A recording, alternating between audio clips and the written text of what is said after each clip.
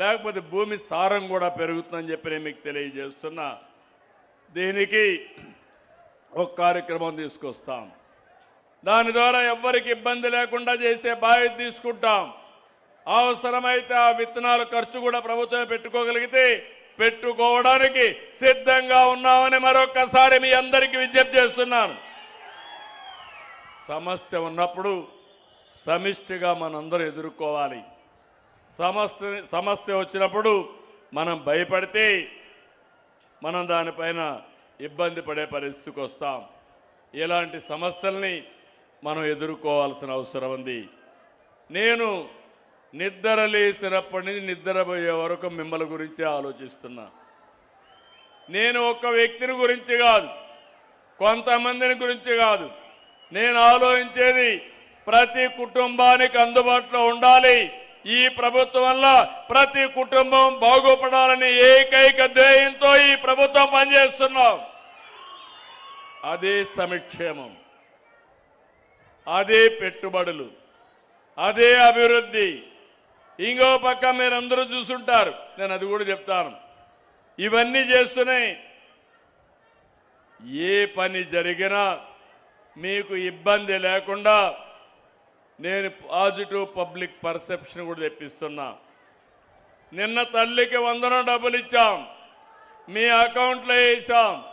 మీకు IVRS message పంపించి మళ్ళా సమాచారం తెప్పించుకున్నాను. మొన్ననే అన్నదాత సుఖీభవ మీకు అకౌంట్లో వేసాం, ఇమీడియట్గా సమాచారం తెప్పించుకున్నాను.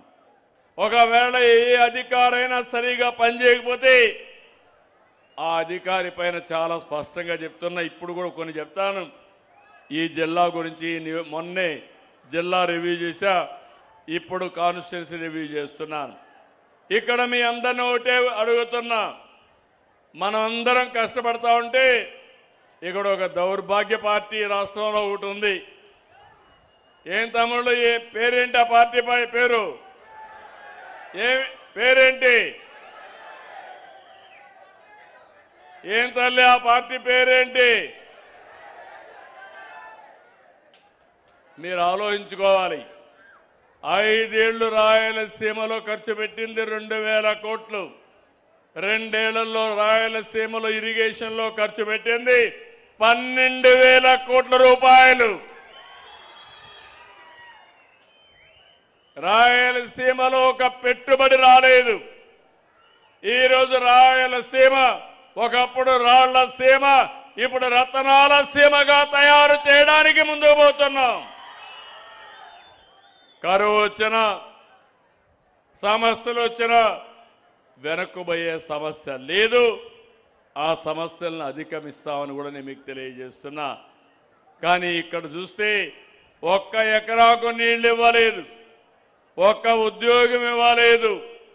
మైక్రో ఇరిగేషన్ ఇచ్చిన దాన్ని క్యాన్సిల్ చేశారు, ప్రాజెక్టులు పూర్తి చేయలేదు. ఇప్పుడు వచ్చి మాట్లాడతారు మళ్ళీ. మీరు ఒకసారి చూడండి ఎంత నీచమైన రాజకీయాలంటే, బాబాయిని గొడ్డలితో లేపేసి ఆ కేసు నా మీద పెట్టి సానుభూతితో మీ ఓట్లు సంపాదించుకొని మళ్ళీ మాట్లాడే పరిస్థితికి వచ్చారు. రాబోయే రోజుల్లో ఎవరి గొడ్డలి లేపినా ఆ చెయ్యి అక్కడే ఉంటుంది తప్ప వదిలిపెట్టే సమస్య లేదు. లా అండ్ ఆర్డర్ కాపాడుతాం. మా ఆడబిడ్డల జోలికి ఎవరైనా వస్తే అదే చివరి రోజు. పోలీసు వ్యవస్థని ప్రక్షాళన చేస్తాం, ప్రజల ఆస్తుల్ని కాపాడుతాం, మా ఆడబిడ్డల రక్షణ